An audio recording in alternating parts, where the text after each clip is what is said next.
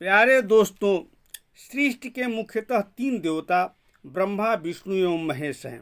ब्रह्मा सृष्टि का सृजन करते हैं, विष्णु पालन करते हैं एवं महेश अर्थात शिव संहार करते हैं। आज मैं श्री हरि विष्णु के दशावतार के बारे में जानेंगे।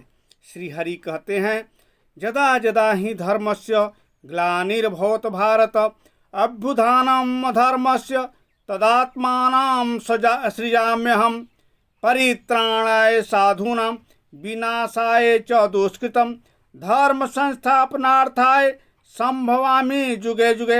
अर्थात जब धर्म की हानि और अधर्म का उत्थान हो जाता है तब तब सज्जनों का परित्राण और दुष्टों के विनाश के लिए मैं विभिन्न युगों में उत्पन्न होता हूँ।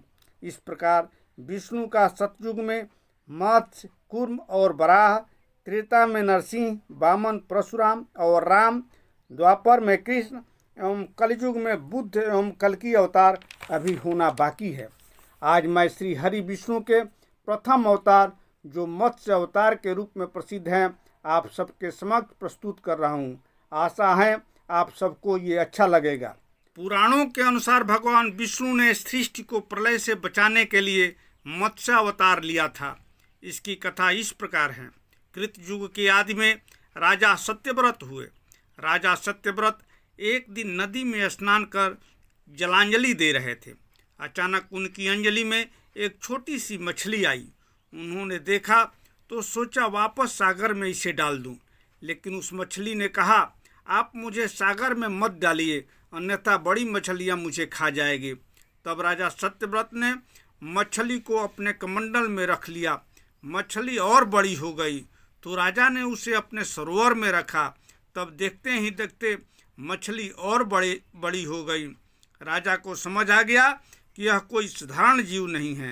राजा ने मछली से वास्तविक स्वरूप में आने की प्रार्थना की।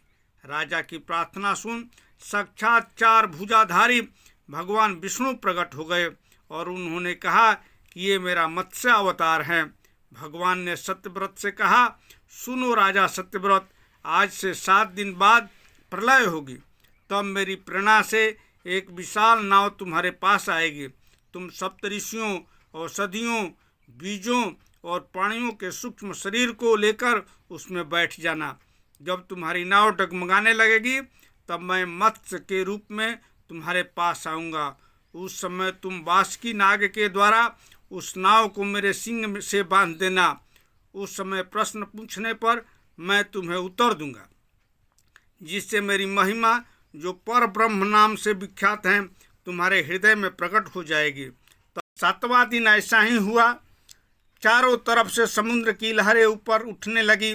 पल झपते ही पूरी सृष्टि महाजल प्रलय में डूब गई।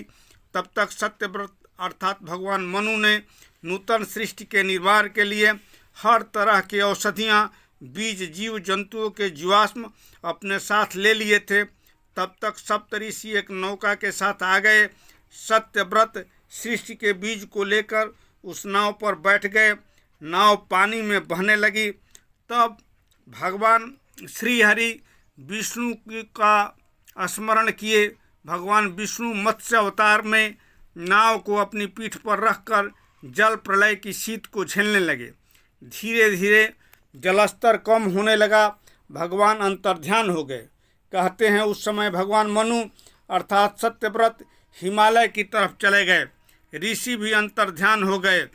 वे अकेले निराश बैठे थे। तब तक संजोग बस श्रद्धा नामक एक कन्या जो गंधर्वों के देश में चली गई थी, सत्यव्रत का मिलन इससे हो जाता है। वह सत्यव्रत को समझाती हैं कि यह सृष्टि जर्जर हो गई थी। सांप अपना केचुली उतार कर ही ताजगी महसूस करता है। प्रकृति के यौवन के श्रृंगार करेंगे कभी न बासी फूल। अर्थात आप नई सृष्टि के लिए तैयार हो जाइए। श्रद्धा अपना सब कुछ मनु के प्रति समर्पित कर देती हैं एवं इस प्रकार नई सृष्टि का निर्माण होता है। श्री जयशंकर प्रसाद जी श्रद्धा के बारे में कामायनी में अपनी अभिव्यक्ति इस प्रकार व्यक्त करते हैं। नारी तुम केवल श्रद्धा हो, विश्वास रजत नकपक तल में, पीयूख स्रोत सी बहा करो जीवन के सुंदर समतल में। इस प्रकार आज की कथा समाप्त हुई। फिर मिलेंगे श्री हरि विष्णु के दूसरे अवतार के साथ। तब तक मेरे चैनल को लाइक करें, सब्सक्राइब करें एवं अपने प्यारे दोस्तों में शेयर करें एवं इसी तरह की ज्ञानपरक कथाओं का लुत्फ़ उठाते रहिए। धन्यवाद।